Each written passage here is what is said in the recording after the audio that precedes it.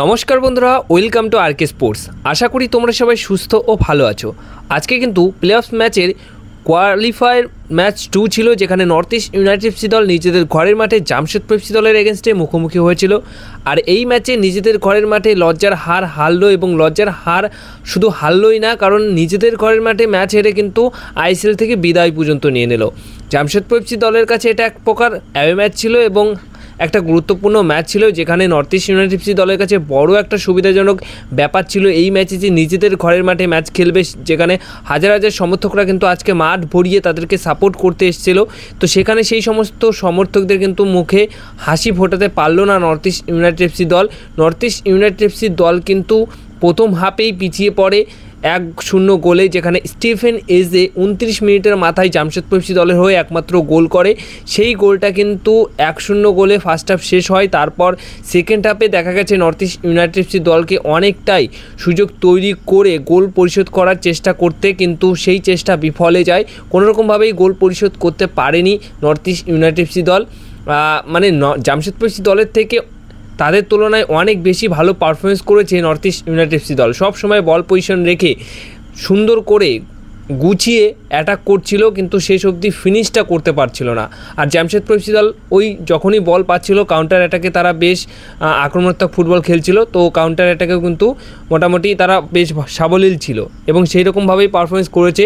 শেষের দিকেও কিন্তু বেশ হাড্ডাহাড্ডি লড়াই হয়েছে, যেখানে 88 মিনিটের মাথায় মুবাশির রহমান জামশেদপুর এফসি দলের হয়ে রেড কার্ড খায়। তো সেই রেড কার্ড খাওয়ার পরে কিন্তু 10 জনে হয়ে যায় জামশেদপুর এফসি দল। তো তখন গিয়েও যদি নর্থ ইস্ট ইউনাইটেড এফসি দল ঠিকঠাকভাবে গুছিয়ে সুযোগগুলোকে কাজে লাগাতে পারতো, অ্যাটাক করতে পারতো, তাহলেও হয়তো গোল পরিশোধ হলেও হতে পারতো। কিন্তু ওই যে একদম ফুল অ্যাটাকে গিয়েছিল নর্থ ইস্ট ইউনাইটেড এফসি দল, কিন্তু শেষ মুহূর্তের ফিনিশগুলো ঠিকঠাক করতে পারছিল না, যার কারণে কাউন্টার অ্যাটাকে শেষ মুহূর্তে জাবির হার্নান্দেজ কিন্তু 90 মিনিট পর গিয়ে 99 মিনিটের মাথায় একটি গোল পেয়ে যায়।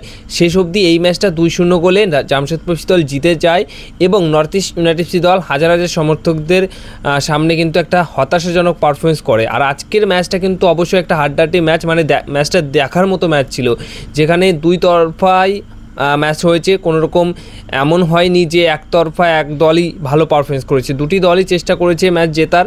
যেখানে জামশেদপুর এফসি দল গোল পেয়েছে তাই ম্যাচটা জিতেছে, কিন্তু নর্থ ইস্ট ইউনাইটেড এফসি দল কিন্তু কখনোই এমন মনে হয় নাই যে তারা ম্যাচটা ছেড়ে দিয়েছে, তারা জেতার জন্য কোনোরকম সুযোগ তৈরি করছে না, এরকম কিন্তু মনে হয়নি। কিন্তু তারা আলটিমেটলি ব্যাড লাক যে তাদেরকে কিন্তু আজকে হারের মুখ দেখতে হলো এবং আইএসএল থেকে বিদায় নিতে হলো।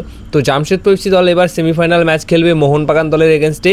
মোহনবাগান দলের প্রতিপক্ষ দল আইএসএলের দুই লিগের ম্যাচে, মানে দুটি ম্যাচেই জামশেদপুর এফসি দল। আর এই জামশেদপুর এফসি দল কিন্তু অবশ্যই মোহনবাগান দলের জন্য একটা অন্যরকম দল হতে পারে, কারণ এই জামশেদপুর এফসি দলের কাছেই একবার হেরে আইএসএলের লিগ শিল্ড কিন্তু জিততে পেরেছিল না মোহনবাগান দল। সেই সময় মাঠে দাঁড়িয়ে মোহনবাগানের প্লেয়াররা জামশেদপুর এফসি দলের লিগ শিল্ড জয়ীর যে সেলিব্রেশন সেটা কিন্তু দেখেছিল।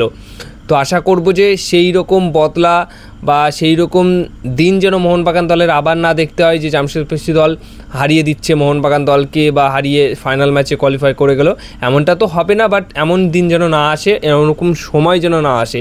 তো জামশেদপুর এফসি দল কিন্তু এই ক্ষেত্রে একটু হলেও মোটামুটি মোহনবাগান দলকে কিন্তু একটু হলেও সাবধান থাকতে হবে।